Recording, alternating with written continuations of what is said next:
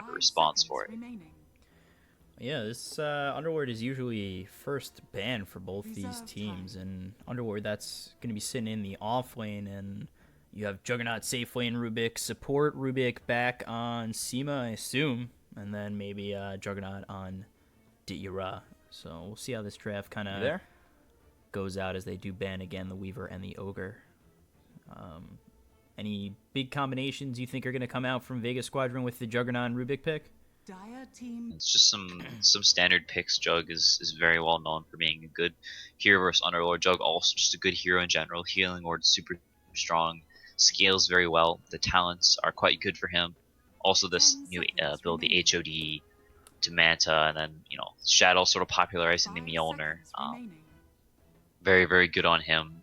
I think one of the most interesting things is this Laundry pickup. So TBA going looks like pretty heavily in on the push, and I'm curious whether it's going to be Quickfire Era playing this, and if they go the range build, because I know both players play this, but it's typically a Quickfire hero, one of his 3 signature heroes, the Invoker, the Lone Druid, and Naga Siren.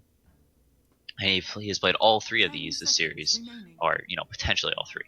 So I'll have to see if he does go for the classic Radiance build or go for this newfangled range build. So we see them ban out the Dazzle, ban out the Necro. Swardor gets banned out by TBA. I'm trying to think what maybe Vega are going to do mid this time around. Could go back to the OD if they wanted to. As G played an amazing game. Yeah, let's see. Yeah, they may pick it a little bit later into the draft. 5 seconds remaining. They really need a strong laner this game. For G, they want a favorable mid matchup, as you can't really fall behind versus an Underlord or Lone Druid and have it work out. So, we'll see. They'll probably pick it a little bit later into this draft. I like Vega banging out the Necropulse and the Dazzle. Both heroes synergize quite well with TBA's. The strat they're going for, just this very heavy 5-man push style. Very strong team fight, just sort of walk at you with healers, and both of those heroes very good bands. Yeah, I like the Underlord with the Lone Druid, the Root, as well as the Pit of Malice and the Firestorm might be able to do a lot to the side of Vega. Underlord early on, he is hard to kill. He's, one of those early fighters, in my opinion, and, especially with Firestorm level 3, 4, Pit of Malice, just doing work. Depending on what 2 supports they bring into this game, we can see a lot of rotations coming towards the off lane. Yeah, we'll have to see. I think Vega will either go for their offlaner or their 4 here. As Vega does have the last pick, so I assume they'll save their mid for that, so they can get a favorable mid matchup. So it's very fortunate for them, as TBA had the first pick Underlord, and Vega with the immediate counter too. So we'll see what they go for. They may go for the Abaddon. We'll have to see. Okay, so they go for the Sand King, probably the Mag Sand King, as they almost always give him some initiator stunner type hero. It can do decently well for Underlord 1v1 if they want to go for some sort of an aggro try. It leaves that option open to them. Also here with a lot of team fights, so if whenever these big Underlord pushes and stuff, you can get there, set up, and jump them with the Epicenter. It can be really good. So a Sand King just overall a solid pick. For the Sand King, I've asked this both the previous games, especially when Sand King gets picked up. Do you think Juggernaut maybe goes to that off lane and Sand King goes into the safe lane? I've asked it both games. Neither game has it happened, but Sand King, Juggernaut, maybe it does happen this time around. Sand King up against Underlord wouldn't be too bad. Yeah, they may do an aggro try. We'll have to see what's TBA pick for their safe lane, or if this Lone Druid ends up being safe lane. See how it all works out. What Soniko's hero is may dictate whether they want to go aggro try lane routes. I like the Crystal Maiden here too with the Pit of Malice and then the Frostbite. You should be able to get a couple of kills here on the side of TBA. Yeah, it gives them some nice mana sustain for the... Okay, so it is the support Sand King to go for the Darkseer. I like this a lot, actually. The lineup sets gives up them pretty some well. extremely strong team fights. It gives the potential to go for this aggro try, which I think they will be doing actually. Putting this Darkseer safe lane solo versus Underlord. Darkseer has a 10 very good time in seconds that matchup. remaining. Actually beats Underlord, one of the few heroes that can beat Underlord 1v1, 5 or seconds remaining. at least do good enough. And he also typically goes the same build as Underlord, Mac, Reserve into time. those types of items. So he can sort of match the Underlord's teamfight prowess and combine with the Sand King if they have a good time in this aggro try. If they do go for that, and the Sand King gets a quick blink, they'll actually have the teamfight power to fight this Underlord lineup. So I really like this Darkseer pick.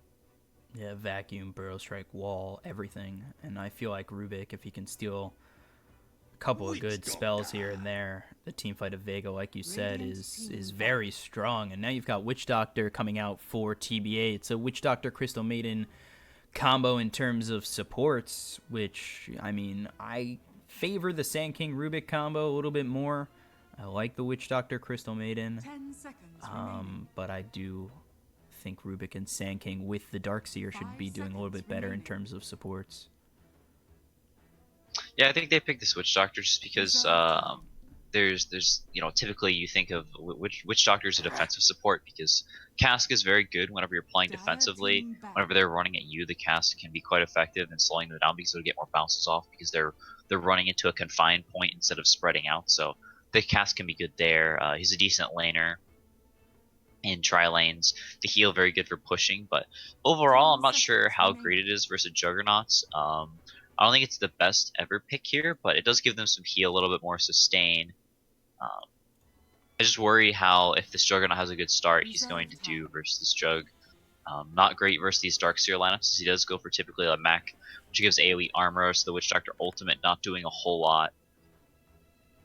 The spin, the healing ward, sort of countering Witch Doctor's very, very low burst damage, a lot of overtime damage. And they also don't really have any great heroes at killing this healing ward so far, other than Dire maybe the team Lone Druid pick. Bear, or if he goes the ranged Lone Druid, he can maybe snipe it from far away. But this healing ward, if it doesn't get killed, will do massive work this game, I think. So you've got your offlaner, you've got your safe laner for the side of Vega, and then for TBA, 10 you've got the seconds offlane in remaining. Underlord, possibly the mid on Lone Druid. So both teams, they're 5 still looking seconds for a remaining. core. What do you think really fits with both these lineups for their last picks? Reserve time. I think what Vega picks depends a lot on what TBA picks here, because they are going to want to get a good mid matchup for G, so they can have a good start and they don't fall behind early on. So I think Vega's pick is very, very dependent 10 on what TBA seconds picks, remaining. and what TBA picks is dependent on what they want. Okay, so it's Ooh. Lone Druid mid, it's Quakefup playing Radiant the Lone Druid. team pick. They picked the Wraith King, so they're very, very all in on this 5-mana style. See what build this Wraith King goes for, but I kind of Vega's like aggro this. tri-lane could do a lot of work versus this Wraith King CM Witch Doctor. 10 Doesn't seconds they remaining. have a decent amount of damage, but Wraith King not known for being the greatest laner 5 in the world. seconds Sort of has the remaining. Sven complex of he has 2 stuns and then he's a creep, whereas Sven has 1 stun and he's a creep. Reserve But time. Wraith King with 2 stuns, he does have the lifesteal aura, which is kind of nice, and the crit lacking the war cry that Sven has. So I think Vega will end up going for an aggro trial and try and match this Darkseer up against the Underlord. We'll see if TVA tries to dodge it. So off that Wraith King, I'm trying to think about what Vega could do here. If you're going to get some heavy early game from TBA, you want someone who can kind of defend on that, and that's going to be an Alchemist. So he wants that quick farm, something that can compete with the side of TBA. Yeah, the Acid Spray is very, very good deep push. It's a hero that can actually do decently well versus Lone Druid. Lone Druid's power spike is around level 5 and then onward. A lot of heroes have a hard time landing versus him, but once Alchemist gets level 6, he doesn't care about Lone Druid rooting him or hitting him all the time.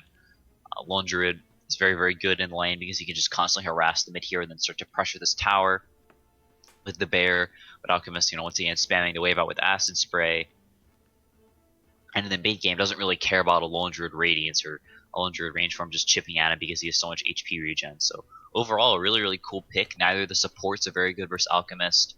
Not great at ganking him, and 10 seconds adds remaining. even more to their deep push. The Acid Spray, AoE, very, very good. 5 Rubik with the seconds Fade remaining. Bolt.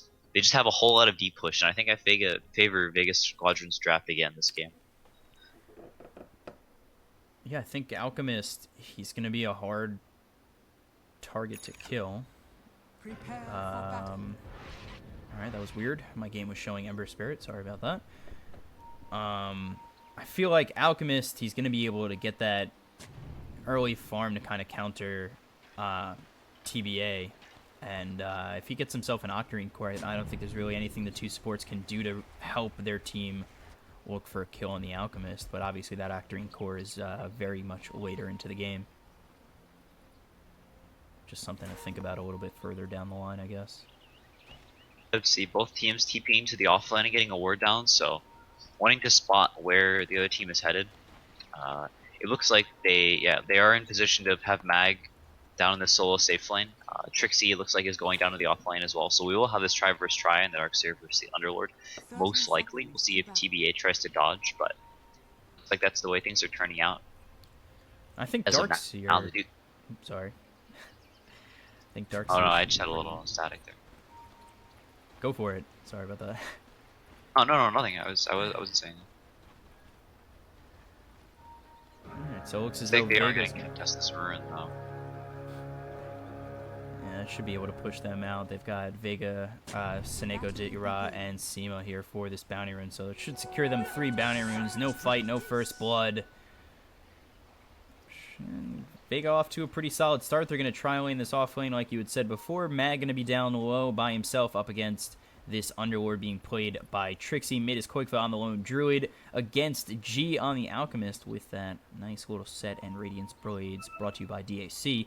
Hani on Crystal Maiden. Cinderin back on the Witch Doctor era here with the Wraith King. And tri-lane versus tri-lane should be pretty good for both sides. Seneko looking at Hani. Doesn't have anything skilled out just yet. Might be looking for the Burrow Strike first if he does choose to take it away. Digiraj does get the range creep deny on this first wave, so pretty nice for him. Always super good whenever you get the range creep deny, shutting down the XP as much as possible. The supports weren't in the lane whenever that happened, so not splitting it 3 ways, so Era still having a decent amount of levels, and so they'll actually be able to get up to the level 2 stun reasonably quickly, probably. So not the worst thing in the world for TBA, but a good start for Vega and the tri-lane, and mid, basically break even so far. Quickly doing a little bit better, but the first couple of waves are definitely Lone Druid favored, as Alchemist not having the acid spray for this first wave, going to Greed's Greed level 1, and Lone Druid having 2 heroes worth of damage. This wave pushed in pretty hard for Koikva, and he's down to about 2/3 of health. G gonna make that even harder when he throws down that acid spray for Koikva to farm. Maybe even gets himself, never mind, a bear. Take a look down low at Mag, 8-0. Trixie, they're pretty much even for now, but Mag's looking to get this camp and pull these creeps over as well and get as much farm as he can early on. I really like Seneko chasing Hani around as much as possible and punishing him from getting these jungle camps.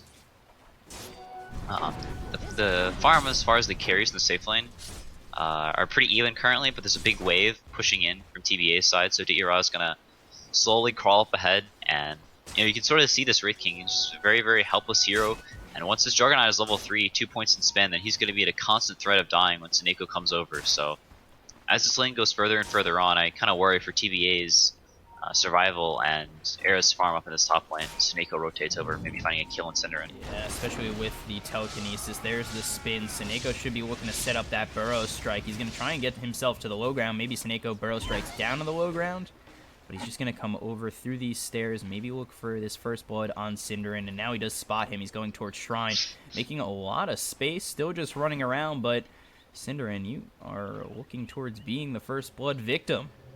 You need to keep running. Here comes the TP over from Sima. He TP'd the wrong place. Oh, and Cinderin now just going to try and deny himself to neutral creeps, and does do so. So much What space. a legend. And no kill for the side of Vega. Quite the wild ride. Yeah, it was pretty huge. Seneko using his mana as well, and doesn't have any clarity, so only has 1 stun left as opposed to the 2 he had before, buying a little bit of space from Era, but and missing another stun, so out completely out of mana. It's going to have to go Shrine. Yeah, pull yourself back. Yeah, he doesn't have any mana regen, so he's going to have to definitely go back to Shrine, but I don't know if you're going to use it just for that. Yeah, he's probably going to stick around and just use the caustic finale to have an impact in his lane for now, but having no stun definitely decreases their kill potential. Just barely out of range for that stun. If he had hit it, would have gotten the kill for sure with this level 2 spin.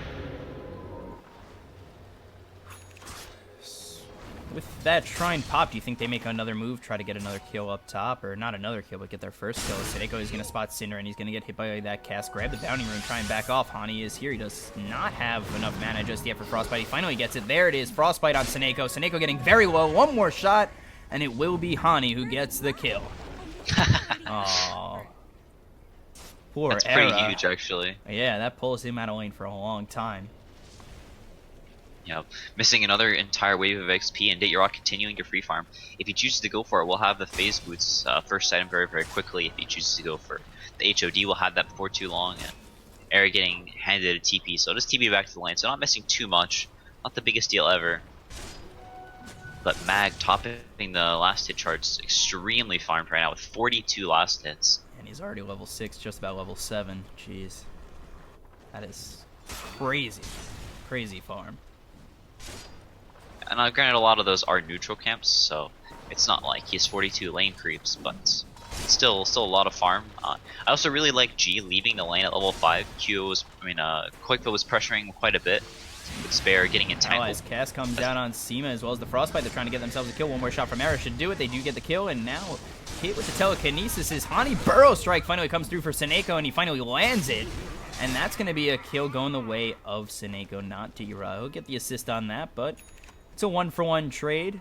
Crystal Maiden for a Rubik, and I mean, neither team should be too unhappy about that. So 2-1, gold a little bit in favor of Vega on that exchange, and the stun's going to be thrown from Era out on Dityarod. There's the paralyzing cast getting Dityarod very low. He might be in a little bit of trouble. There's the Burrow Strike getting thrown at Era from Seneco.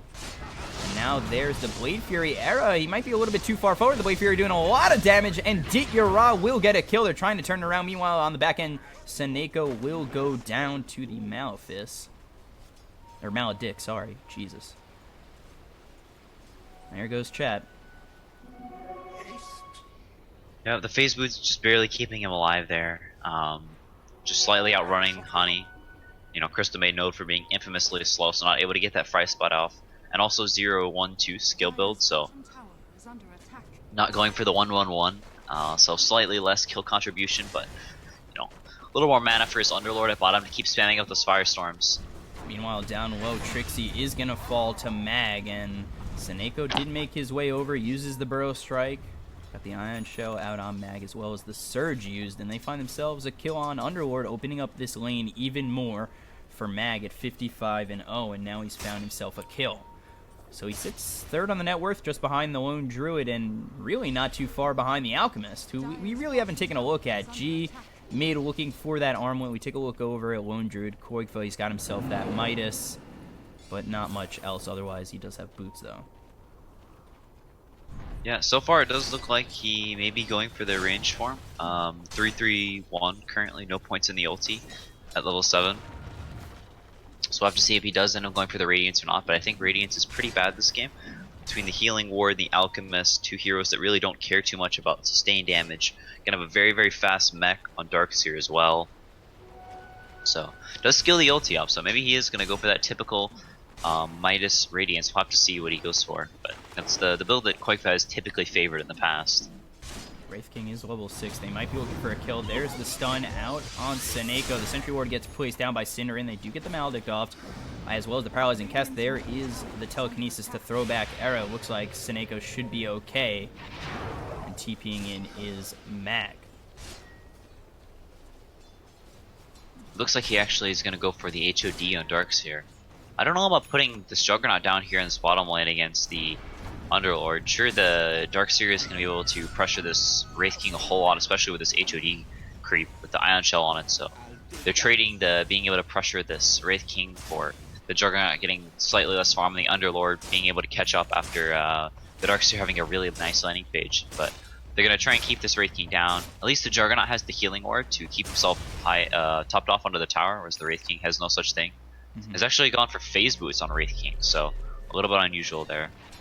And with the The Arcane Aura from the Crystal Maiden, Trixie's going to have a lot of mana to just use the Firestorm as well as Pit of Malice. And Trixie's going to try and TP out as the Telekinesis is already used, and he'll be able to escape pretty easily. But, you know, without Seema coming over, Ditya might have been in a little bit of trouble, in my opinion, as the Firestorm, constant good mana regen for this Underlord just to be able to throw it every 12 seconds. I feel like is not good for the Juggernaut. Looks like he's going to be going for the HOD as well on Juggernaut, so I have multiple of those creeps running around, a whole lot of HP regen spread all across the map, and once again, you know, sort of keeping Vega all topped off so they can defend these towers whenever this 5-man push inevitably does come. So down low again, coming over is Seema. Ditya, he's going to grab himself Phase Boots, possible recipe. Seema coming over with the double damage. They're trying to get the Telekinesis. Trixie backs off, and nothing's going to come of it. Yeah, I'm just continuing to farm. Healing Ward good enough to be able to keep the draw at a high enough HP where he can't die to this Underlord. And I think Vega very happy with the way the lanes are going right now. This aggro trying working really, really well with this Alchemist, keeping all of TBA supports pinned up in this top line. And now with the Alchemist, the ult, and the armlet, there's really no way they can kill him until he gets this Radiance. And once he has that, it's just sort of going to outfarm this Lone Druid, who you typically want to be the highest farmed hero. He gets a really, really quick Radiance if he's going for that build, and you know, sort of snowballs the game. Your team plays around him, especially with this Underlord. You 5-man down towers, but when this Alchemist has Radiance Manta, by the time you have just Radiance, and they just sort of, you know, fight you at towers with their super strong team fight between this Darkseer and Sand King. It's very, very hard to take these towers. Gonna use his Firestorm, try and clean up these creeps as well as the neutral creeps, and not too bad for him. He does grab a couple there, and like I said, Arcane Aura just getting him that mana back real quickly, and he'll back off and maybe look for more. Meanwhile, quick for mid, he's gonna get this tier 1 fear up Seneca. Yeah, not too much they can do to contest it, really. The Alchemist is going to continue to jungle and give Seneko this lane so he can actually, you know, get up to his Blink Dagger, hopefully at a reasonable time. Does get the book, so up to his level 6. Omnislash comes out from Ditya, going to bring down Trixie, and they do make the rotations with Cinderin and Hani, but they come a little bit too late as Ditya already got himself the kill on Trixie, and that puts him at 2-0. So Ditya having a pretty solid game as the Juggernaut. And we take a look over at this Alchemist. He's got himself that armlet and that Sacred Relic coming in soon. Yeah, with both supports TPing bottom, Mag is going to try and pressure this offline as much as possible. Quick for running up and trying to make a kill happen. See if he gets lucky with another root, but keeping the Centaur onto the bear, so not able to return it and try and get the root. They do get the creep, so relieving a little bit of this pressure on Era. But all the meanwhile, Suniko and Seema smoking up to this top lane, maybe trying to kill Era and take this top tower, along with Mag and this Ion Shelled Centaur creep. So Seema, Seneko coming around the bend. They should spot out Trixie. Trixie's going to break that smoke, but he goes the exact opposite way. It's going to be pinged out. Let's see if they come all the way over. They do actually get that stun. Epicenter again charged up. They will get it with the telekinesis, and Trixie will fall. So I'm not too sure why Trixie came back around. He seemed to have gotten out okay, turned around, and was fine, and then he walked right back into the hands of Vega Squadron. Yep, just going down again. 3 deaths now on this Underlord, and no kill contribution, so definitely been shut down quite a bit, and this laning setup from Vega really working out. The Darkseer massively far ahead, buying a lot of space for this Alchemist, finding a Mud Golem camp here, so continuing to snowball his net worth. And the Jug getting a good start as well, as their Trion lane is better than TBA, so just overall winning all 3 lanes on Vega, are winning 2 and at least breaking even on 1, so very happy with the game, the way the game is going right now. And they popped the ulti of Era up top. Meanwhile, Ditya behind enemy lines, trying to see if he can find anything on Cinderin and Trixie. Cinderin's out by himself. He might be in a little bit of trouble. Quickfoot right around the bend, and Ditya, Pit of Malice is down. It's going to stop the TP from Mag coming in. There's the Omnislash thrown through on Cinderin and Trixie. They will first get themselves a kill on Cinderin. And maybe Vega look for more.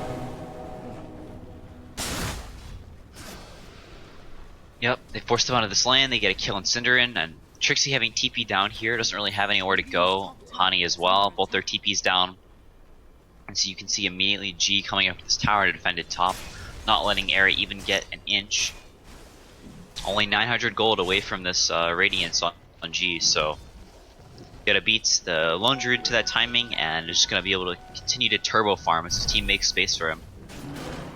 Yeah, he's found a lot of space, hasn't really been interrupted at all. And Seneko smoked up, maybe look for a kill on Era. Era doesn't have that ulti. There's the Burrow Strike, and the Firestorm stolen by Seema. They get the telekinesis out on him as well, and G, Seema, and Seneko are gonna find a kill with that epicenter. So they bring down the Wraith King once again, and he had that ulti on cooldown for another 2 minutes 30 seconds, so it was... I'm not too sure why he's up too far. You know that the side of Vega can kind of just move over and get a kill, and that's what they did. There's the telekinesis Firestorm again, stolen Firestorm once again. Trixie's gonna get that Pit of Malice to slow down Ditya coming through. On the back end is some of these creeps, but they will not find a kill in this bottom lane. Yeah, Quakefa really trying to get active. He can feel the pressure. He can feel this Alchemist is really farming. They need to make stuff happen, but you know he's a Lone Druid. Not really possible for him to make plays that well around the map. And Vega's just sort of playing around this Lone Druid, pressuring the other lanes. Suneko's hitting mid tower. G about to start hitting top tower, but Trixie TPing up there to defend it. So Vega really just playing around this Lone Druid Master Fleet. You know, killing Era a little bit earlier, and now looks like they're gonna take this mid tower as well. So. Moving around the map really well right now. If you're Quakefa, what's your mindset right now? You can feel the pressure. You know you're behind. Like, what are you telling your team? What moves are you trying to make? Meanwhile, up top, Trixie's gonna fall to G again. This Underlord's having a lot of trouble, but yeah, again, like if you're Quakefa, what are you telling your team right now? What are you trying to do to keep your team in it? I mean, they're doing their right thing right now. They're trying to pressure these towers, but Seema did get the Firestorm, so it's very hard for them to push these towers against this Firestorm. And the Fade Bolt is just too much deep push. He has picked up the Radiance and just 300 gold now on Quakefa, so they may be looking for a fight with that. And yeah, just trying to get that Radiance and look for a good fight, get a good cask off, and you know, just Vega most likely. It's really putting TBA on their heels. They seem to be walking around the map, not really knowing what to do to counter this Vega squad. Yeah, you can see with the aggressive wards that TBA has in the dire jungle, they really wanted to look for stuff there, but Vega just has so many ways to push out lanes. They have this Darkseer, they can push out lanes with the Ion Shell with no risk at all. Seneko can push them out very quickly with the Caustic Finale and the stun. G obviously farms waves very quickly. The Firestorm on Rubik. So all these lanes just constantly being out. It's very difficult for them to be able to push down these lanes without committing 5 heroes, which you see them doing now. Walking down this top line with 5 heroes, but you know, Vega immediately going to shove out the other lanes, and Rubik sitting there ready and waiting with the Firestorm and Fade Bolt to push this lane back out, even though Firestorm is about to wear off. Yeah, but it should be an easy steal once again. I mean, Trixie's always using it. Dire's middle tower is under attack. A solid counter to all these creeps. Quakefa, Trixie, Era, all here looking for this top tier 1. Seneko gonna get that epicenter off with the double Burrow Strike. It looks as though they've got Trixie low. A couple more shots should get him, and there's the Pit of Malice to lock up Seneko. Era, meanwhile, he's trying to find himself a kill. He's going to get popped for the first time by the Fade Bolt of Seema. And they're going to try and get around him. Seneko getting a little bit low, but Era's in a whole bunch of trouble, surrounded by the entire side of Vega. Era is Armlet toggles. Holy cow. So well. What? Wow. He's getting away, and right as I say that, he gets Burrow struck and dies. And then Hani on the back end. One shot coming in from G and Ditya with that Blade Fury. They find a kill on Hani. They take down 3. They do lose Mag. Almost a huge escape by that Wraith King. That armlet toggle. Yeah, Seneko with the Blink Dagger. Just too easy to chase him down, even with those amazing armlet toggles. Just gets chased down, gets stunned, and then that's all, folks. Alchemist working towards this Manta now as well, so having the Yasha. 300 gold already. G, he's by this shrine. I'm not too sure that TBA want to fight here, especially with the ulti out on G. He's getting pretty low. They might actually find themselves a kill, but there's the double burst strike from Seneko. They do pop the Aegis of G, but now they're in, and Trixie, he's trying to get this Dark Rift off to find his team out. Cinderin's there, and they should have made enough space to do so, and they will. And let's just watch this stun fly. Skadoosh. I don't think that's really the smartest fight. You know you're near a shrine. G's got the Aegis. You're not going to bring him down twice before people TP in. I just don't understand why you take a fight there. I mean, TBA is just looking for any opportunity they can get. Trying to make these risky plays is the only thing they the only options they have. So, you know, they see a kill, a potential kill, even if it's a very low percentage chance, just going for it, trying their best to get these small kills. Any pick me up they can get is, you know, the way they have to the way they have to play to get back into this game is they are so far behind. It's Alchemist almost up to the Manta now as well, about to lose their last tier 2, and then the Shrines will come under fire. So yeah, it's a lot. TBA just looking for any scrap they can find. It's a lot of pressure on TBA. They're going to lose this tier 2 quickly. You're going to lose your shrines. You have to defend. You're forced into a position where you can take fights you really don't want to. Hey, Vega, they're setting up. I feel like they're kind of baiting TBA into this fight. They know they want to come in with possibly Seneko coming in from the back end, but he's pretty far away right now, so maybe the side of TBA find a couple of kills on Vega on them and retreating. There's the stun coming out. There is the mech popped by Mag, but Seema's not going to survive. There's the wall coming through. He's going to be used by this Witch Doctor Cinderin. Not really going to hit on too many heroes. There's the stun out on Mag. Digurah going to try and use that Blade Fury to try and get a couple of kills. Trixie's getting very low. He's going to fall. Now Era might be the second victim to Digurah. They do get that ulti popped, and now they're looking for more as Era's going to try and run away. Cinderin's still alive as well as Koikfa. This bear's about to go down. It will. It's 300 gold going. No more bears on Koikfa. No more bears on the lone druid. There's the epicenter, and now Dark Rift to try and get the rest of his team out. The stun's going to be thrown on Era, but not going to do enough to stop them from escaping. Yep. His bear is on cooldown 50 seconds now because he had died in the last fight and the bear dying in this one. So having no bears is going to stifle his farm quite a bit, as 6,000 of his net worth is tied up in that bear. So really not going to have the biggest of impacts until it respawns. And that was a buyback from Trixie just to get his team out. So that pushes him back even more. And he's really behind on the net worth at 4,800 21 minutes into this game. Someone we thought who was going to have an easier time despite being up against Mag, maybe thought he was going to be a tanky enough hero to find himself some farm, but he's found himself nothing as he's 0-6. Yeah, Darkseer vs Underlord is a very, very favorable lane for Darkseer. It kind of surprises me they didn't ban out. I don't remember which heroes they did ban, but one of the better heroes versus Underlord, because you can put him in a 1v1 matchup in an aggro tri lane, make some space for a mid hero to get up a lot of farm, which is exactly what Vega did this game. Played their game plan perfectly, read TBA like a book, and with their first two heroes, it's very hard not to. With that Underlord and Lone Druid first two, you know exactly what they're going to be doing. And Vega, they're just going to sit around in TBA's jungle, stay close, look for a fight, force the issue, and there's no reason not to. You're so far ahead right now. I actually haven't even checked, but now that I do, it's 20,000 net worth and 12,500 experience, so TBA are very far behind, and they really want to look towards winning this game and moving on to the next round. Yeah, you can see the way Vega are playing. They're all sort of playing in a similar area, and then G off on his lonesome pushing out these lanes because he does have the boots of travel. He can push out this bottom lane very, very freely and get back with his team very quickly.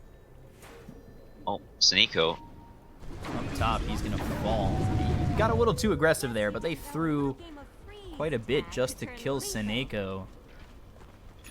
He was up towards that tier 3. We took a look down low on my screen for just a moment, and they will get a kill on Seneko.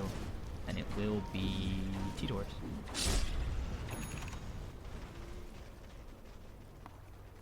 Yep. The Vega all sort of sitting around this bottom lane. Now you can see G moving up to this top lane. They're always going to be playing like this with 4 of Vega's heroes all in one place. and Alchemist in the other, pushing out these lanes. You can see Koikfa sort of being Naga on the Lone Druid, cutting these waves up top, and they're trying to snipe the bear. Oh, they get the paralyzing cask out on Dikira. He's going to use that Blade Fury, so he can't TP out just yet, and he's not by himself. He does have Mag, but Dikira with the Silver Edge is just going to try and run away from the side of TVA, and they're not going to find anything with that smoke, despite stopping the TP with paralyzing cask. Yep. Does have the Aether Lens on Cinderin, so maybe just barely getting in range because of that to get the cask off, canceling his TP. As Guardian Greaves up now on Mag, so extremely tanky, even more AoE heal, and just keeping his team alive along with the Healing Ward, the Glimmer Cape on Rubik, just all these items that help keep Vega alive from this just this AoE general damage that TBA have. Not much single target damage. Wraith King really their only single target hero. The rest of them very, very based on AoE damage, the way they're building it with the Radiance on the Lone Druid and those types of items.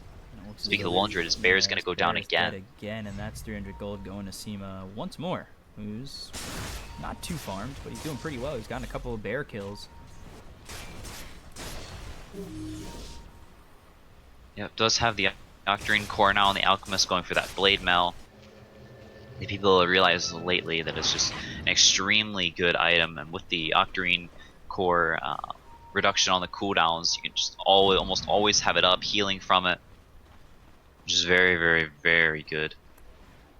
G is up 10,000 over this Lone Druid, and team net worth 22,000 in favor of Vega. It seems like from the beginning Vega just outdrafted TBA. Yeah, it's definitely easier to execute from Vega's standpoint, and they did make a lot of good rotations this game. Thanking and the Rubik setting up a lot of kills on Trixie, shutting him down early, realizing that he's sort of the focal point of this draft, that the Underlord is very, very strong and is able to push out these lanes really far, walk down lanes, try and take towers. That they may have issues, but shutting him down really early, Snako with that quick rotation under the bottom lane was super good. And overall, just a whole lot of kills set up by him after a couple of early stuns missed has really, really stepped it up and had some great plays this game, as well as that 2-man epicenter stun at this top lane whenever they were pushing that turned that fight around. Yeah. Vega, I mean, they have control of pretty much the entire map. I haven't really seen TBA leave their base in the last, 5 minutes or so. It's just, if you're stuck in your base like this, where are you getting your farm? What's your next plan of action? Do you just try and go for it, smoke, and look for a team fight behind 20,000 net worth?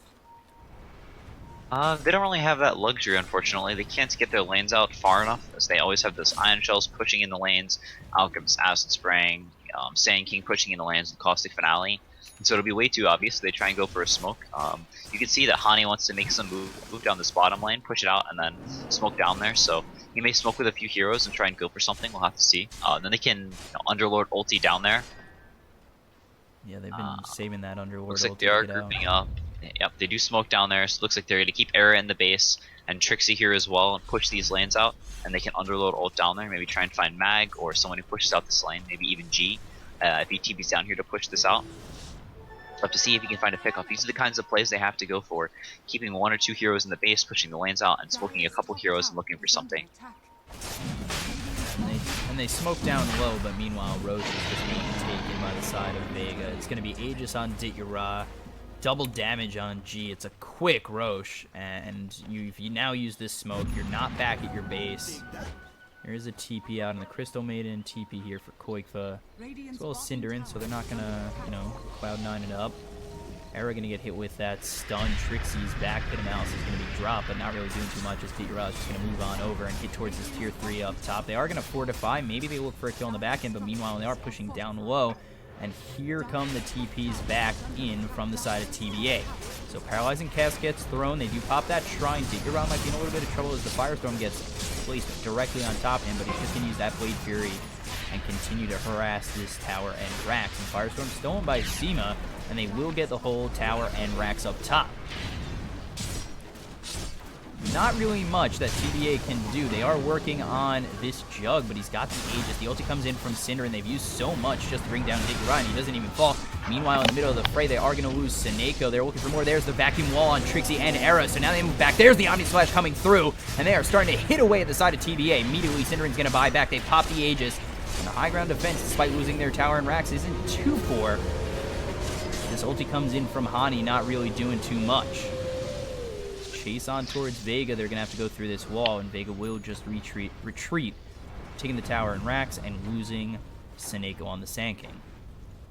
Yeah, those base shrines saving them quite a bit, almost getting a couple of turnaround kills. And at the very least, they burn off this Jug's Aegis, and he used Omni Slash, so not the worst thing in the world for TBA. They do lose the racks, but at least keep some of their heroes alive. And they're going to go for some desperation smoke plays. They really need to. Right into the hands of Digera, and they are going to lose Hani quickly. And now there's the vacuum again. Trixie, Era, Koikfa, Cinder, and they are in the fray and just losing out to Vega, as they have now lost Trixie again.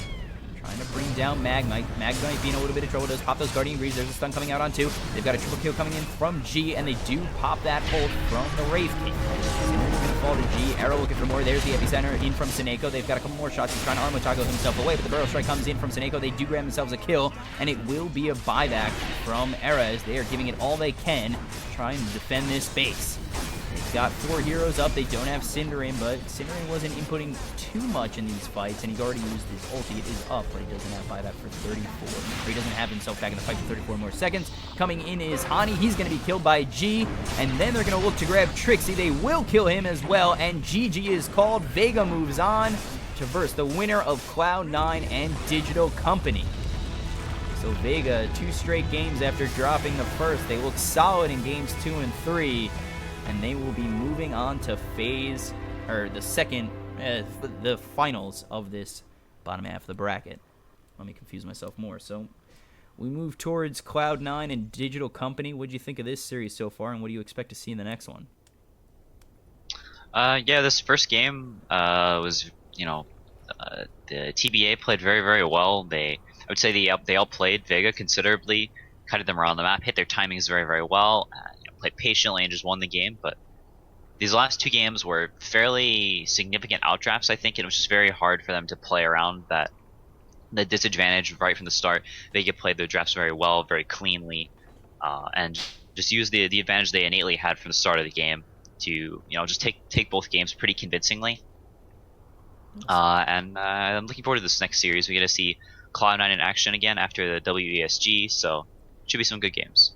Yeah, we'll be back with that hopefully soon, and stay tuned, listen to some music. I'm your caster, Bcop, at Bcop92 on Twitter, and then I'm joined with CCNC, and on Twitter he is at CCNC Dota 2. So we'll be back in just a moment. Thanks for watching, guys.